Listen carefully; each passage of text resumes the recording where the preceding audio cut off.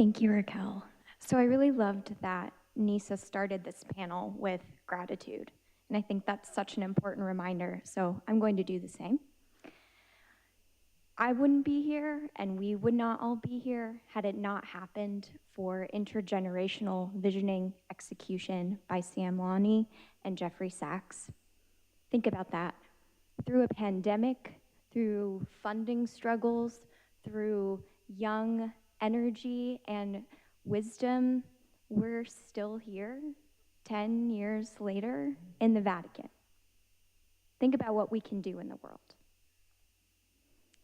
Okay, so when I think about beyond 2030, I'm going to share some things from the past, some things from the present, and some things from the future. But I'd like to start actually backwards. So the future, what I hope to see: purpose and human potential fully realized, a love of humanity, which is the definition of philanthropy, logic and critical reasoning, and an unwavering hope in ourselves, but also in one another. So if you know me, I love a good story and a good activity, and I often make people close their eyes, and I'm going to do that here. So everyone close your eyes. Think about either discovering or when you discovered, working on and executing your purpose in your life. If you already have found your purpose, think about where you were, who you were with. Take a moment and think about what it means actually bringing that purpose into reality.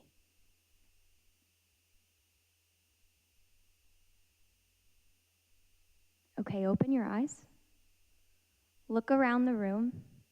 And now I want you to imagine that every person in this room is going to do everything that they can to help elevate you and your purpose for the rest of our lives. That's the future I want to see. I heard yesterday that the Vatican is the one place where science and faith can coexist. Wow, does that feel like a home for me? I wear both the hat of a president of a private family foundation in philanthropy, but I also wear the hat of a co-founder with my partner in life of Logic Tree, which focuses on better logic and decision making, as well as bringing logic into the world. So now it's a little bit of story time. So we're going to take you back to the past. So I mentioned I wouldn't be here without the intergenerational collaboration of Sam Loney and Jeffrey Sachs. What I didn't mention is the story of how I first met Sam and then Kayla nearly 10 years ago. I was really confused about what to do and how I could do more in terms of impact, and I found a community called Nexus. And I'm from Texas, which currently right now doesn't currently align with all of my values or what I hope to see in terms of the SDGs. I hope to change that. So I left Texas and made my way to New York for this conference. In that, I participated in a small brain trust, which was about 15 philanthropists, founders, social entrepreneurs, global leaders, not dissimilar from this room.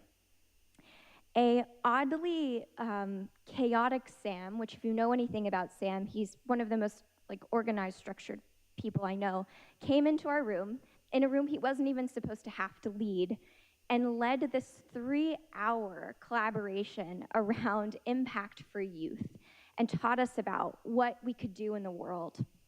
My now personal advisor, my key partners, folks that I have invested in, folks that have invested in initiatives I care about, all came from that room. So that's how I met Sam. Later, in that room, I decided, what if we could make family offices, investors, UN leaders come together for the future? And so I started my journey of thinking my first initiative would be I would hold a conference in Texas. What I didn't know was that it would be 2 weeks before a global pandemic. So here's my story. I love to share this because Alexandra Villasenor, who if you don't know her, she's an SDNS youth, I guess graduate would be the term now. She started an organization called I think it's Earth Uprising. So at the time she was 14 or 15, we stood in a global conference that was intergenerational, not knowing that 2 weeks later the world would literally shut down. And I watched her grill, I will not say what bank, but I watched her grill a bank in front of hundreds of people and philanthropists, basically explaining how they could talk about financial strategies all day long, but that if our planet no longer existed, did the money really matter? I'm holding for silence for a reason. We've heard a lot today about, yes, profit, but also our values. She stood firm in her values, and at age 14 or 15, with her parents beside her, she changed opinions that day. Over 10 legacy families then asked me during the pandemic about investing in climate for the first time in maybe decades. The bank came back to me and said, how can we create forums where more young leaders can teach us about what they want to see in terms of our offerings? And maybe most importantly at all, she left me with a story and an appreciation for SDSN youth that truly leaves me with hope for the world. Okay, so I said, I'm going to play around with past, present, future, and I'm going to play around with purpose, faith, love, and hope, and logic and reasoning. So I come now to logic and reasoning. I want to read a quote by the director of UNESCO, Audrey Azoulay. Okay. At the dawn of this new decade, indeed now more than ever, the discipline of logic is utterly vital to our societies and economies. Computer science and digital technology, which provide the structure for today's way of life, are rooted in logical and algorithmic reasoning. A dynamic and global annual celebration of World Logic Day aims at fostering international cooperation, promoting the development of logic in both research and teaching, supporting the activities of associations, universities, and other institutions involved with logic, and enhancing public understanding of logic and its implications for science, technology, and innovation. Furthermore, the celebration of World Logic Day can also contribute to the promotion of a culture of peace, dialogue, and mutual understanding based on the advancement of education and science. So I took those same skills of building community, fostering trust, philanthropy, and we applied them to World Logic Day.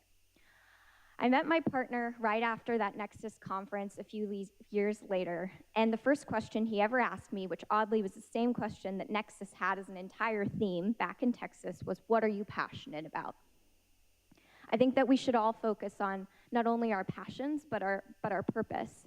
But little did we know that his passion and his purpose was logic, and that I had worked with some of the UN departments that had cared about World Logic Day, and that oddly, a Swiss logician and logicians and peace engineers all over the world were struggling with how to get more attention now more than ever on human intelligence, and that it's not enough to just invest in AI, we have to invest in human intelligence and critical thinking. This is the power of collaboration and believing in each other's purpose. Thanks to Kayla, who I didn't mention, actually brought Alexandra Villasenor because, 14-year-olds don't attend global conferences on their own and travel internationally all of the time. I would say Kayla is probably one of the strongest youth bridge builders that I know. But Kayla was a part of that original conference, and she believed in me again for World Logic Day. So Amanda and Kayla traveled yet again to Austin, Texas. We brought members from 33 different countries. We got logic and the UN SDGs on our news. We promoted a campaign, we gave away awards, we gave away grants, but most importantly, what I hope that we did is demonstrate that following your purpose, whether capital follows at the time that you think it will, or whether people tell you there's no way that two people could bring 1,000 people together about logic, and what even is logic anyway, you can make a difference. And if you continue to believe in yourself and one another, you can do things that you truly can't even imagine or understand the impact of that will happen for generations to come. Okay, so that's a little bit about critical thinking and logic and why it's important. I'm almost done, I promise.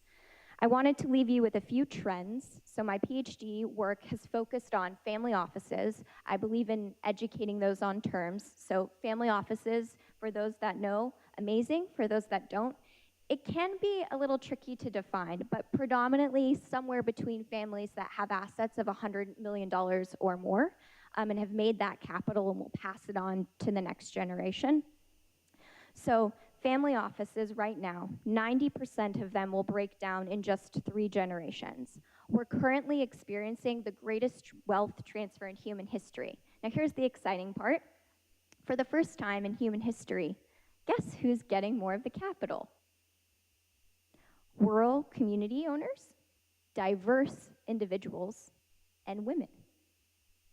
So what that means is we have an opportunity, but we also have an educational gap to get everyone up to speed. So here are a few of the trends from the next generation that I hear all of the time that I hope many of you will focus on or leave as signs of hope. They want sustainable solutions.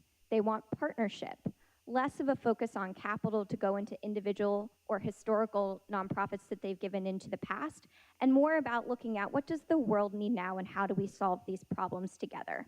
They don't want their names on buildings. They want to be at tables. They want to help make the decisions, and they want to learn from people not just inside their family as mentors, but outside.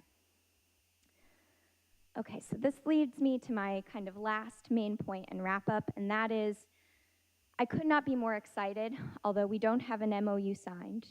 Chris Fronda, myself, Kayla, Amanda, Paul, we're working on collaborations to ensure that new philanthropists that align more with the values I hope to see and the alignment of critical thinking, reasoning, policy, science, their head and their heart, that they have a place at SDSN, that they have a place at UNGA, that they have a place where we can come together and make these decisions.